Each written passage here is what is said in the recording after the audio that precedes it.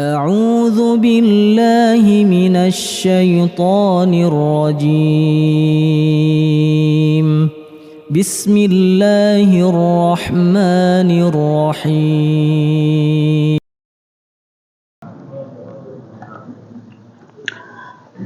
إن الحمد لله نحمده ونستعينه ونستغفره ونعوذ بالله من شرور أنفسنا ومن سيئات أعمالنا.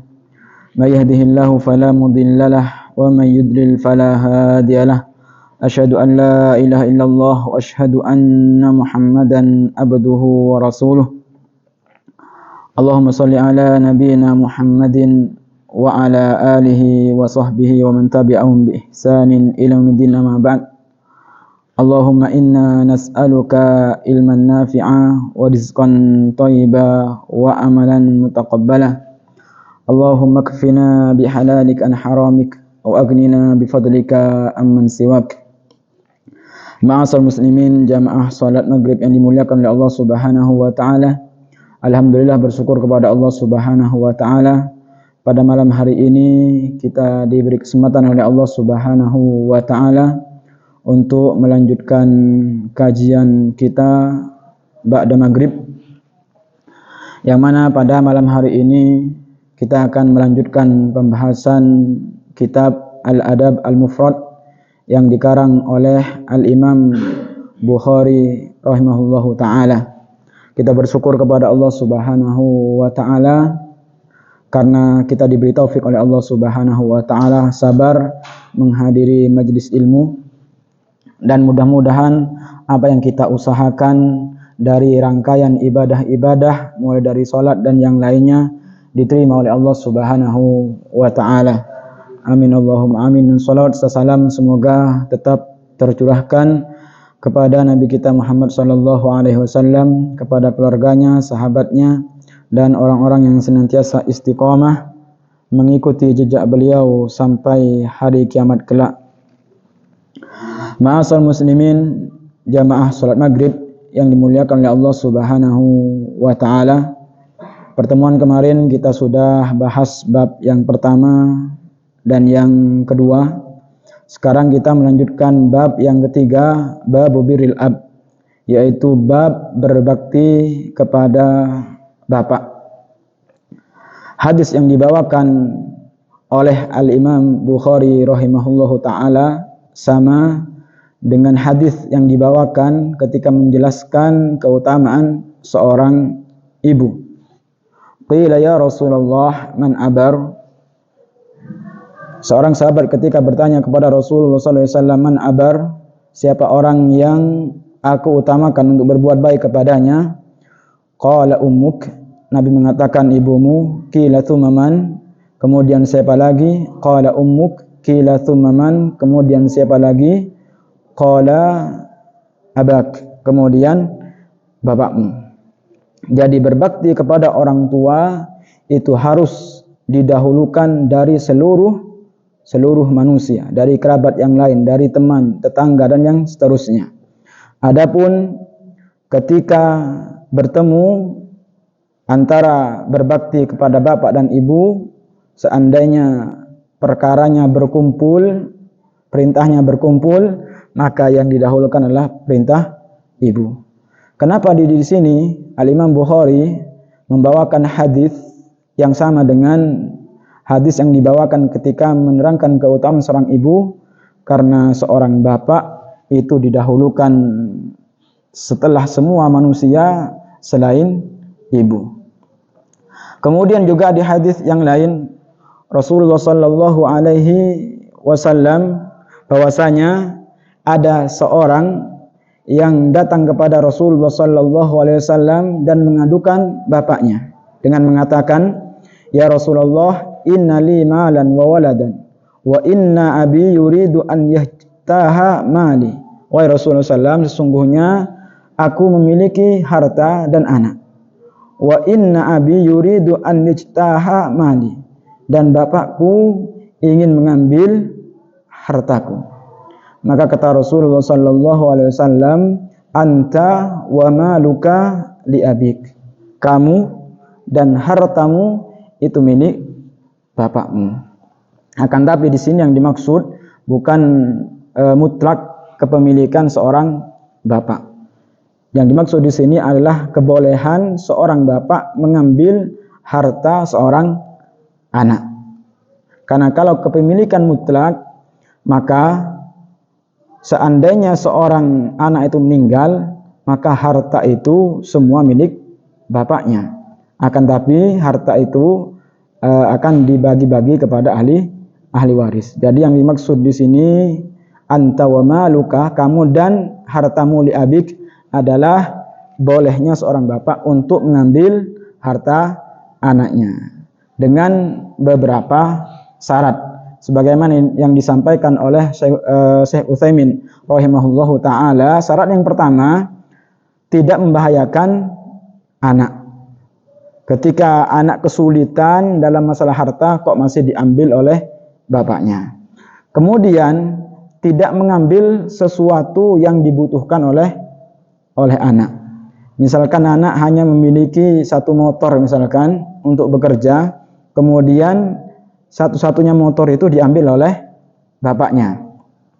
Kemudian tidak mengambil harta anak kemudian diberikan kepada orang lain atau diberikan kepada saudara yang lain. Kemudian yang keempat, ayah yang mengambil harta anak memang benar-benar membutuhkan. Baik, kemudian berikutnya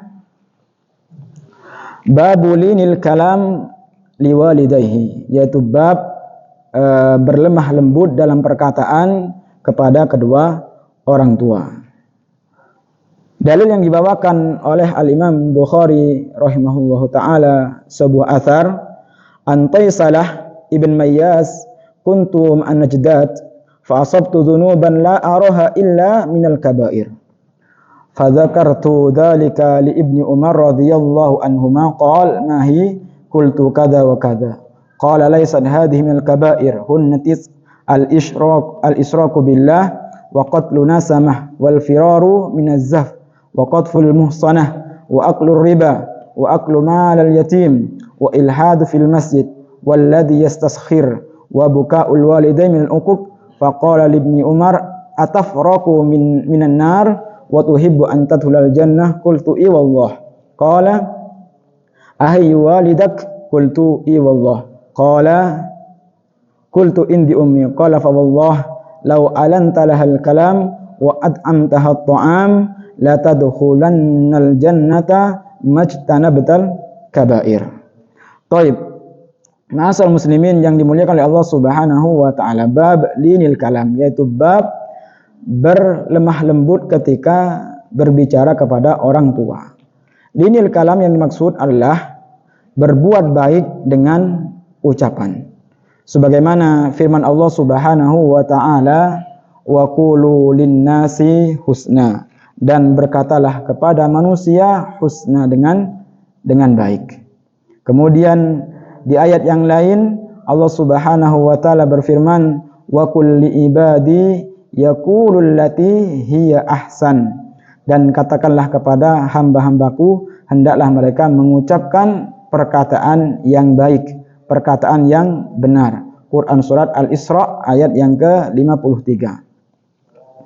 Jadi kita disuruh oleh Allah Subhanahu wa taala untuk berucap dengan ucapan yang baik ketika amar ma'ruf nahi munkar, ketika menasihati orang, ketika berbicara dengan teman, dengan guru, maka ucapkanlah yang baik, tidak kasar, tidak tinggi ucapannya, tidak bentak-bentak, dan yang seterusnya.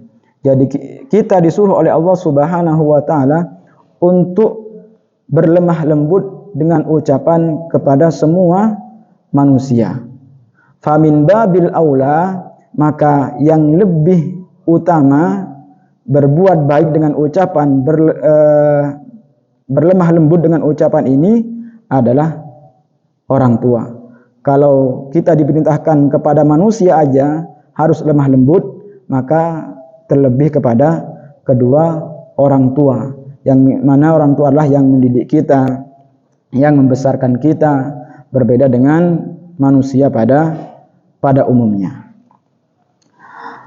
Taib, an Taisalah ibn Mayyas, dari Taisalah ibn Mayyas. Taisalah di sini nama aslinya adalah Ali ibn Mayyas.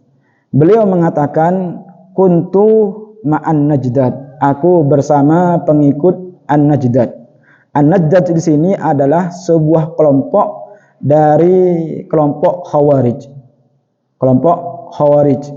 Biasanya kelompok itu dinisbatkan kepada pencetusnya. Najdad di sini dimaksud adalah Najdad bin Amir. Sebagaimana firqah yang lain seperti Jahmiyah itu dinisbatkan kepada Jaham ibn Sofwan. Ya. Jadi biasanya firqah itu dinisbatkan kepada pencetusnya, atau juga dinisbatkan kepada tempat. Seperti kelompok Haruriyah, itu dinisbatkan kepada tempat yang bernama Harurah yang berada di Irak. Dan kelompok Najdad ini, kelompok Khawarij ini adalah kelompok yang pertama kali berpandangan mereka mengkafirkan pelaku dosa besar, ekstrim. Orang melakukan dosa besar langsung dihukumi kafir. Orang minum homer kafir, berzina kafir, membunuh kafir, semua dihukumi kafir oleh firqah al-Khawarij ini. Dan Najdad ini di beberapa pendapat berbeda dengan Khawarij itu sendiri. Najdad ini lebih ekstrim. Dia berpandangan bahwasanya orang yang terus-menerus berbuat dosa kecil, jadi dosa kecil itu dilakukan terus-menerus, maka mereka mengkafirkan orang yang berbuat dosa kecil yang dilakukan terus-menerus. Sehingga Taisalah ini bertanya kepada An-Najdad, fa asabtu dzunuban la araha illa minal kabair. Aku terjatuh kepada sebuah dosa yang aku tidak menganggap dosa itu kecuali dosa besar. Karena Taisalah ini terpengaruh dengan Najdad tadi. Sudah lama dengan Najdad, dia itu terpengaruh sehingga ketika dia melakukan sebuah dosa langsung memvonis, oh ini dosa besar. Kemudian Taisalah ini, dan ini taufik dari Allah Subhanahu wa ta'ala, beliau datang dan bertanya kepada sahabat yang tepat, yaitu sahabat Ibnu Umar radhiyallahu anhu. Ini merupakan taufik dari Allah Subhanahu wa ta'ala, bertanya kepada orang yang tepat, bertanya kepada orang yang ahli. Ini merupakan taufik dari Allah Subhanahu wa ta'ala. Seandainya Taisalah ini dia itu bertanya kepada orang yang tidak tepat atau bertanya kepada orang Khawarij yang lainnya, maka dia akan terus menganggap itu dosa besar. Maka ini penting ketika kita konsultasi atau kita mengalami iskal, mengalami ketidakpahaman dalam masalah agama, maka hendaklah kita sampaikan kepada ahlinya. Jangan sampai salah orang. Karena bisa jadi satu orang jawabannya tidak sama.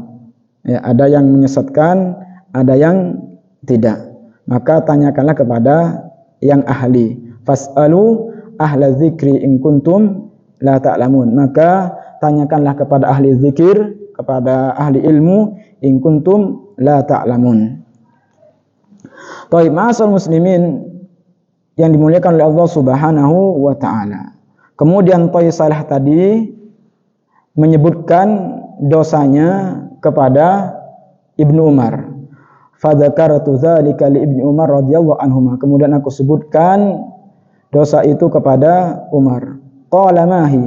Kemudian apa itu kata sahabat Ibnu Umar? Qultu kadza wa kadza.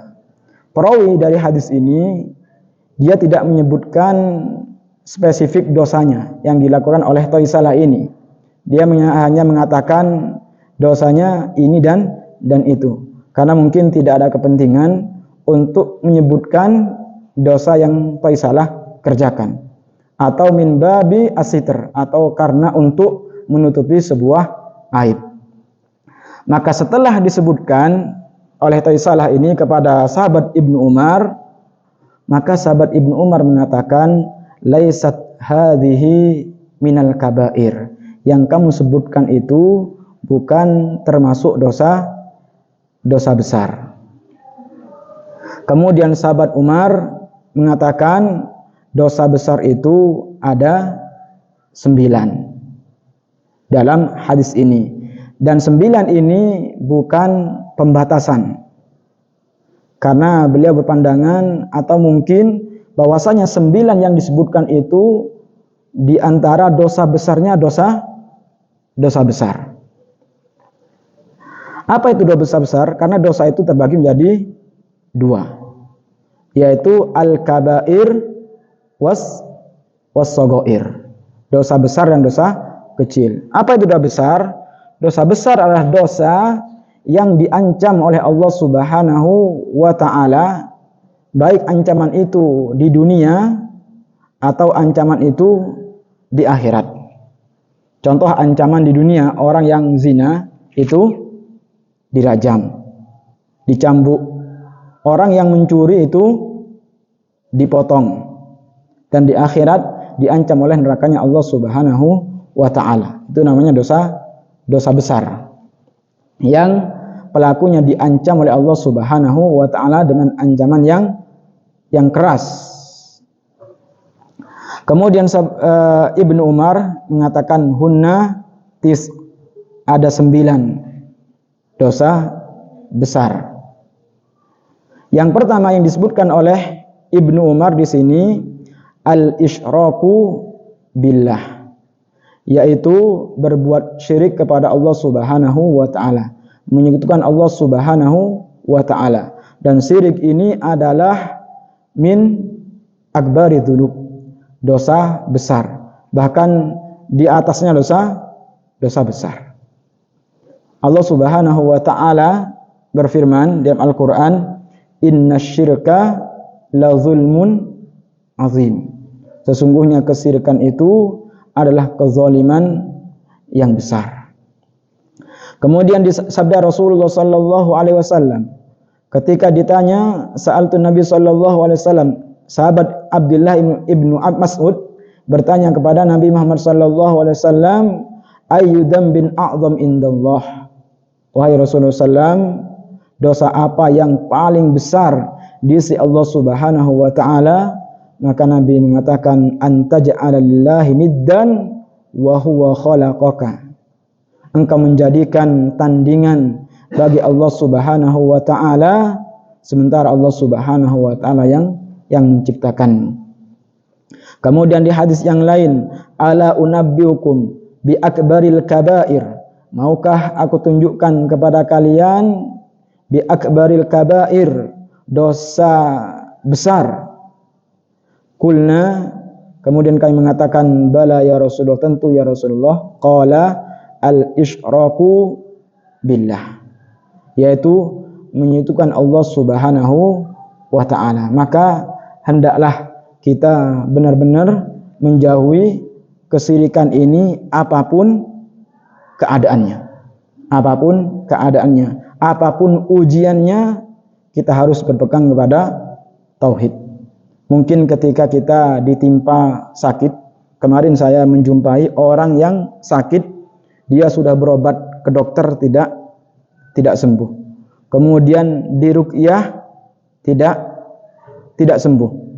Akhirnya ketiga, karena dia tidak sabar, dia pergi ke dukun, yang mana dukunnya itu orang Hindu.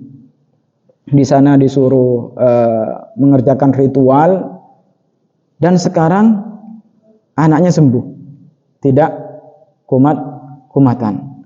Justru ini lebih berbahaya. Lebih baik tidak sembuh daripada dia harus berbuat syirik kepada Allah Subhanahu wa taala, daripada sembuh kemudian dia tambah yakin dengan kesyirikan. Sebagaimana hal yang lain yang mirip dengan ini, seorang wanita yang ketika dia sakit auratnya selalu terbuka, maka dia meminta didoakan kepada Rasulullah sallallahu alaihi wasallam untuk sembuh. Maka kata Nabi, maukah aku doakan kepada Allah Subhanahu wa taala atas kesembuhan Anda? Tapi kalau kamu bersabar, balasannya surga. Maka wanita itu lebih memilih kesabaran meskipun tetap sakit. Apalagi naudzubillah harus berobat kepada dukun yang itu berbuat syirik kepada Allah Subhanahu wa taala. Karena kalau kita sudah berbuat syirik kepada Allah Subhanahu wa taala, maka amal-amal kita, amal ibadah kita tidak diterima oleh Allah Subhanahu wa taala. La in asyrakta la yahbatanna amaluk wa la takunanna minal khasirin. La in asyrakta, ketika kalian berbuat syirik kepada Allah Subhanahu wa taala, la yahbatanna amaluk, maka amal-amal kalian akan hangus, akan batal. Wa la takunanna minal khasirin, dan kalian nanti akan menjadi orang yang rugi. Dan dosa yang tidak diampuni oleh Allah Subhanahu wa taala adalah dosa kesyirikan. Innallaha la yaghfiru ay yushraka bih wa yaghfiru ma dzuna dzalika liman yasha. Sesungguhnya Allah Subhanahu wa taala tidak mengampuni dosa syirik. Wa yaghfiru ma dzuna dzalika liman yasha, dan mengampuni dosa yang selain syirik. Ayat ini tidak diampuni kalau mati dalam kesyirikan. Tapi selama dia berbuat syirik di dunia kemudian dia bertaubat, maka Allah Subhanahu wa taala menerima taubatnya. Yang dimaksud ayat ini, dia meninggal dalam kesyirikan dan tidak sempat taubat sebelumnya, maka dia nanti tidak diampuni oleh Allah Subhanahu wa taala.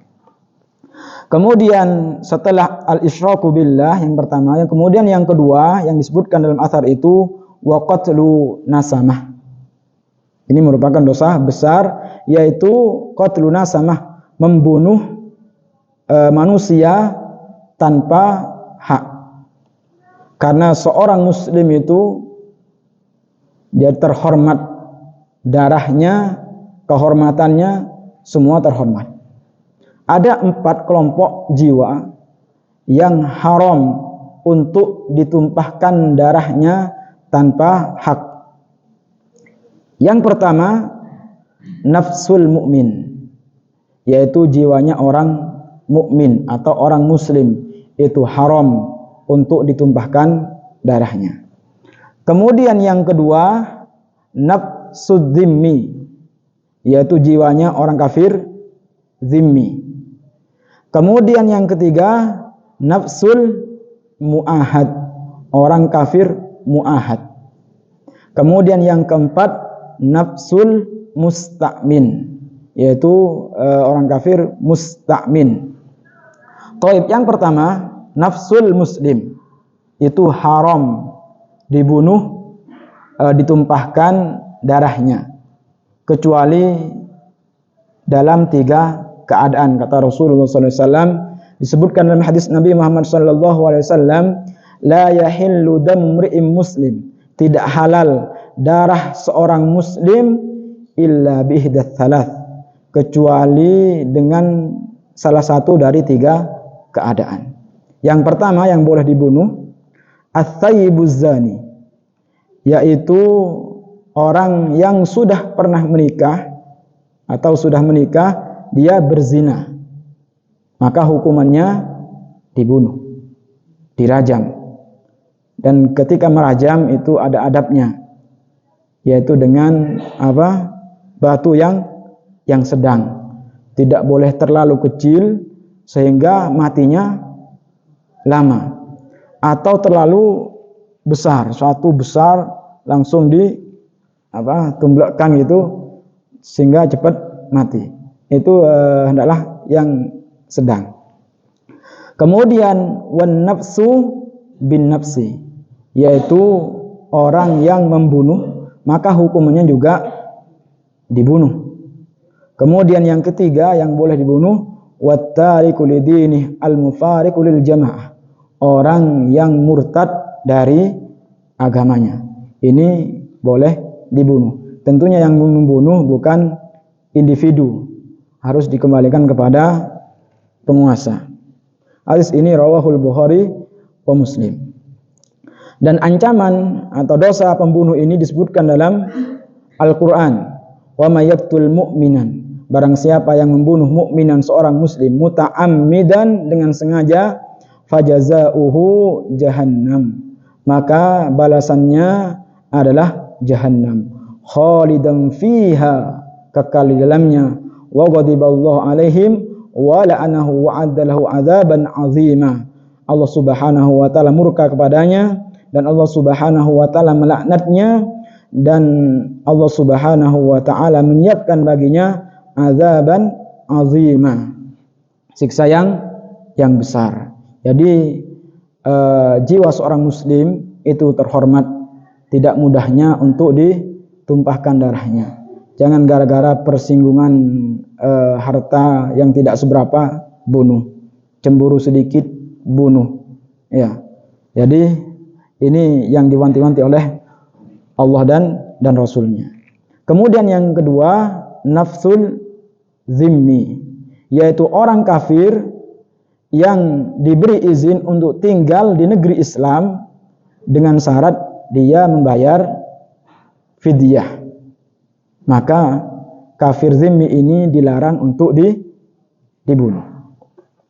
Kemudian nafsul mu'ahad, yaitu orang kafir mu'ahad, yaitu orang kafir yang memiliki perjanjian damai dengan kaum muslimin, yaitu damai, tidak saling menyerang. Ya, maka haram untuk dibunuh. Rasulullah SAW bersabda, man qatala mu'ahadan, barang siapa yang membunuh orang kafir mu'ahad yang memiliki perjanjian damai, lam yarih raihatal jannah, maka pembunuh itu tidak akan mencium baunya surga. Baunya saja tidak mencium. Wa inna rihaha tujadu min masiratin arba'ina amah, padahal bau surga itu bisa tercium dari jarak arba'ina aman, 40 tahun. Itu tidak bisa mencium bau surga. Ini membunuh orang kafir mu'ahad. Bagaimana kalau membunuh seorang muslim? Maka dosanya lebih besar, min babil aula. Kemudian yang keempat, nafsul musta'min, adalah yaitu orang kafir yang datang ke negeri Islam dan mendapatkan jaminan keamanan sementara. Kalau istilah kita sekarang mungkin turis gitu Pak, tuh wisatawan ya, pergi ke Batu atau pergi ke Malang lihat-lihat dan lain sebagainya, kemudian gara-gara ini orang kafir ini langsung diganggu, dibunuh, maka ini haram hukumnya. Kemudian berikutnya yang ketiga, wa qadful muhsanah, yaitu menuduh wanita mukminah dengan tuduhan zina. Dan ini merupakan dosa besar, menuduh wanita berzina. Kenapa di sini harus wanita yang dituduh? Karena kebanyakan tuduhan berzina itu dituduhkan kepada wanita. Dan seandainya laki-laki pun ketika dituduh berzina, maka hukumnya sama. Mau wanita, mau laki-laki yang dituduh merupakan dosa yang besar, yang sama. Kemudian berikutnya setelah waqadful muhsanah, yaitu wa aklur riba. Ini merupakan dosa besar, memakan memakan riba, dan ancamannya sangat keras. dari Allah Subhanahu wa taala. Di antara ancaman pemakan riba ini disebutkan dalam Al-Qur'an, dia itu besok pada hari kiamat akan dibangkitkan dalam keadaan sempoyongan seperti orang yang kesurupan. Sebagaimana firman Allah Subhanahu wa taala, alladzina ya'kuluna riba la yaqumuna illa kama yaqumul ladzi yatakhabbatu syaitanu minal mas, yaitu orang-orang yang memakan harta riba, la yaqumuna, mereka tidak berdiri, illa kama yaqumul ladzi yatakhabbatu syaitanu minal mas, seperti berdirinya orang yang kerasukan syaitan. Kemudian berikutnya, orang yang memakan harta riba itu, maka hukumannya kata Allah Subhanahu wa taala, hartanya akan dibinasakan. Hartanya akan dibinasakan. Meskipun pada realitanya semakin bertambah. Dan seringnya biasanya bertambahnya itu enggak ada berkah. Atau di akhir dari harta itu akan binasa. Banyak orang yang bergelimang dengan riba, ujung-ujungnya bangkrut. Dan ini janji Allah Subhanahu wa taala. Yamhaqullahu riba wa yurbis shadaqat. Allah Subhanahu wa taala akan memusnahkan riba dan menumbuhkan sedekah. Wallahu la yuhibbu kulla kaffarin athim. Dan Allah Subhanahu wa taala tidak suka kepada orang yang suka berbuat dosa. Kemudian juga ancaman pemakan riba ini, dosa yang paling ringan diibaratkan oleh Rasulullah sallallahu alaihi wasallam sama halnya berzina dengan ibunya sendiri. Ini yang paling ringan.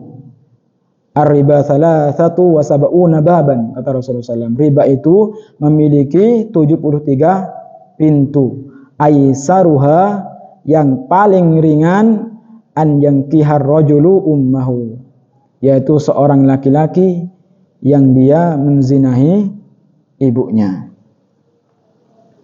Kemudian berikutnya setelah aklu riba, wa aklu malal yatim, yaitu memakan harta anak yatim. Ini merupakan dosa besar yang disebutkan di hadis yang lain oleh Rasulullah sallallahu alaihi wasallam, merupakan sab'ul mubiqat, 7 dosa yang membinasakan. Siapa itu anak yatim? Anak yatim adalah man mata abuhu wa huwa shaghir, yaitu orang yang ditinggal wafat oleh bapaknya wa huwa shaghir, dan dia masih kecil, belum balik. Maka ini disebut dengan anak yatim. Maka harta anak yatim itu haram untuk dimakan. Meskipun tidak dimakan, misalkan disia-siakan atau diberikan kepada orang lain atau dibuang, itu sama, termasuk aklu malil yatim, termasuk dalam larangan ini. Orang yang makan harta anak yatim, kata Allah Subhanahu wa taala, innal ladzina ya'kuluna amwalal yatama, sesungguhnya orang-orang yang memakan harta anak yatim zulman, dengan zalim, sama saja dia memasukkan ke perut mereka naro, api neraka, wa sayaslauna sa'ira, dan mereka akan dimasukkan ke dalam api neraka. Termasuk ibu kandungnya sendiri itu dilarang untuk makan harta anak yatim. Maka harus harta anak yatim itu disisihkan, ya, dijaga. Ketika anak yatim itu sudah dewasa baru diberikan. Jangan dipergunakan. Nauzubillah, kadang digunakan nggak kemana, atau dibuat biaya nikah lagi oleh ibunya. Nauzubillah, harus disisihkan karena ini haknya anak yatim. Kemudian yang berikutnya, wa ilhadu fil masjid, yaitu berbuat kezaliman, berbuat maksiat di masjid. Dan yang dimaksud di sini adalah Masjidil Haram. Jadi berbuat maksiat, berbuat zalim di sana merupakan dosa besar. Dan ini sering kita jumpai di tanah haram, di tanah suci, tapi mereka berbuat maksiat. Tanahnya suci, tapi tidak dengan orangnya. Tamu Allah datang, kemudian ditipu. Ya, tamunya Allah Subhanahu wa Ta'ala ditipu. Seperti yang viral itu dalam masalah dam, yaitu kambingnya nggak ada, tapi dia sudah narik dan lain sebagainya. Banyak modus di situ. Padahal di tanah haram. Dan ini merupakan dosa besar. Kemudian berikutnya, walladzi yastaskhir, yaitu orang-orang yang merendahkan kaum muslimin, menghina kaum muslimin, baik dengan ucapan atau perbuatan. Allah Subhanahu wa Ta'ala mengingatkan, ya ayyuhalladzina amanu la yaskhur qaumun min qaumin asa ayyakunu khairam minhum. Wahai orang-orang yang beriman, janganlah sebuah kaum itu merendahkan kaum yang lain. Bisa jadi mereka yang direndahkan itu lebih baik daripada yang merendahkan. Kemudian firman Allah Subhanahu wa Ta'ala, wailul likulli humazatil lumazah. Celakalah likulli humazatil lumazah. Baik menghina dengan perbuatannya atau menghina dengan ucapan. Itu semua dilarang oleh Allah Subhanahu wa Ta'ala. Kemudian berikutnya, wa bukaul walidain minal ukuk, dan membuat kedua orang tua menangis itu merupakan kedurhakaan. Apapun yang menjadikan sebab orang tua kita menangis itu adalah bentuk kedurhakaan. Bukan menangis karena bahagia, bukan, tapi menangis yang membuat sedih karena kedurhakaan kita, bukan menangis karena kebahagiaan. Anaknya dapat ranking, dapat juara misalkan, kemudian menangis, bukan itu. Tapi menangis yang membuat sedih kedua orang tua kita. Ada seorang laki-laki yang datang kepada Nabi Muhammad SAW. Orang ini datang kepada Nabi Muhammad SAW untuk berbaiat ikut hijrah. Wa taraktu abai yabkiyan, tapi aku meninggalkan kedua orang tuaku dalam keadaan menangis ya Rasulullah SAW. Faqala, maka Nabi mengatakan, irji ilaihima fa adhibhuma kama abkaitahuma. Maka sama Nabi disuruh kembali. Irji ilaihima, kamu kembali kepada kedua orang tuamu, buatlah dia tersenyum sebagaimana kalian telah membuat keduanya menangis. Taib, ma'asal muslimin yang dimuliakan oleh Allah Subhanahu wa Ta'ala. Hendaklah sabda Nabi Muhammad SAW ini dijadikan kaidah. Mungkin selama ini kita sering membuat orang tua kita menangis. Kita suka menyakiti hati orang tua. Maka setelah kita sadar, setelah kita membaca hadis ini, maka perbuatan menyakiti tadi itu hendaklah dibalas dengan kebaikan-kebaikan yang dengan kebaikan itu membuat orang tua kita tersenyum. Adalah balasan setelah sebelumnya kita pernah membuatnya menangis. Fa'adhikhuma kama abkaitahuma, maka buatlah keduanya tersenyum sebagaimana kalian telah membuat keduanya menangis.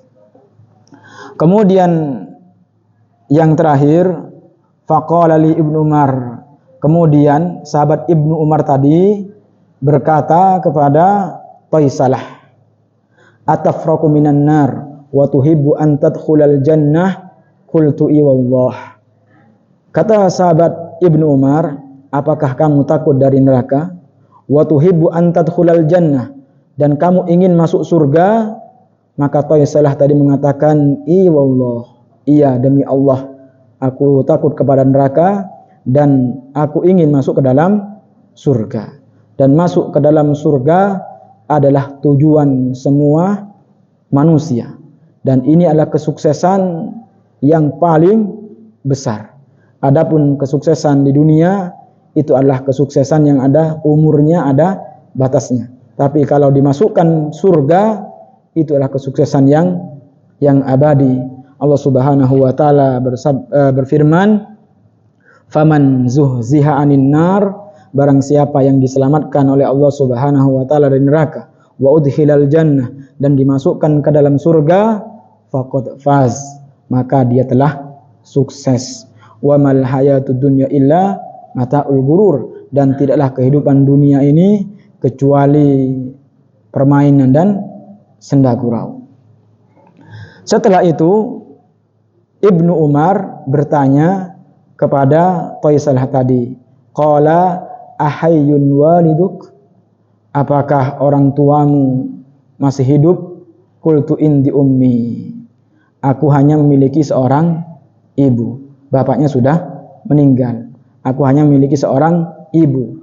Maka sahabat Ibnu Umar bersumpah, fawallah, demi Allah, lau alantalahal kalam, kalau kamu berlemah lembut dengan ucapanmu kepada orang tuamu, kepada ibumu, wa at'amtahat ta'am, dan kalian memberinya makan, la tadkhulunal jannah majtanabtal kabair, demi Allah kalian akan masuk surga dengan dua amalan itu, yaitu berucap yang sopan kepada kedua orang tua, kemudian memberi makan kepada orang tua. Dan berucap yang sopan kepada orang tua didahulukan daripada memberi makan. Terkadang orang tua itu meskipun tidak dinafkahi oleh anaknya, dia bisa cari sendiri makanan, bisa bekerja, atau bisa dikasih saudara-saudara yang lain.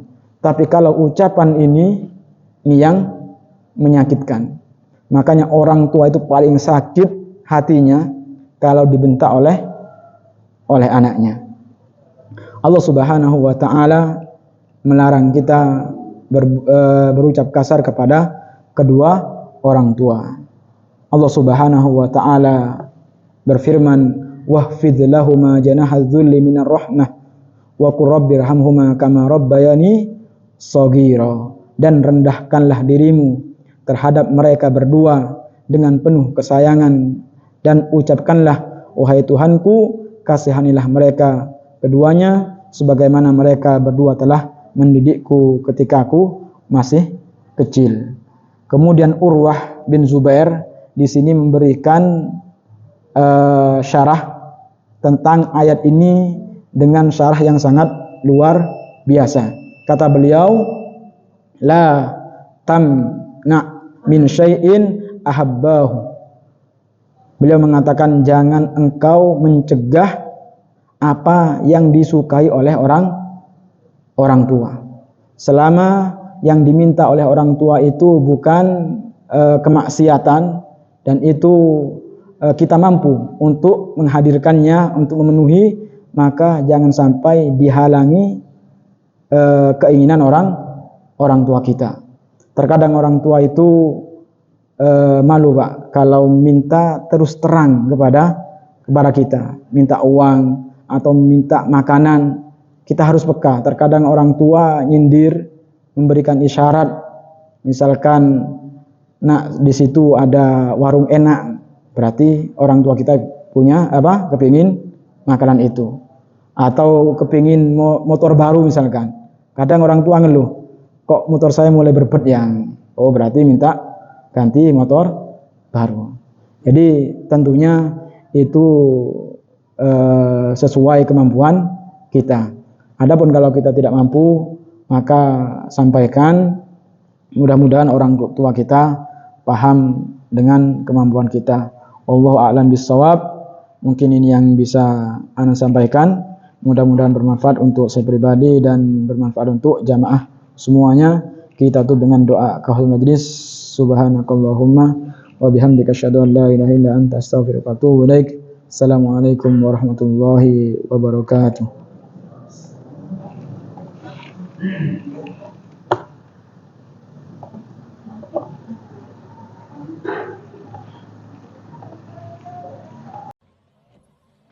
لئن شكرتم لأزيدنكم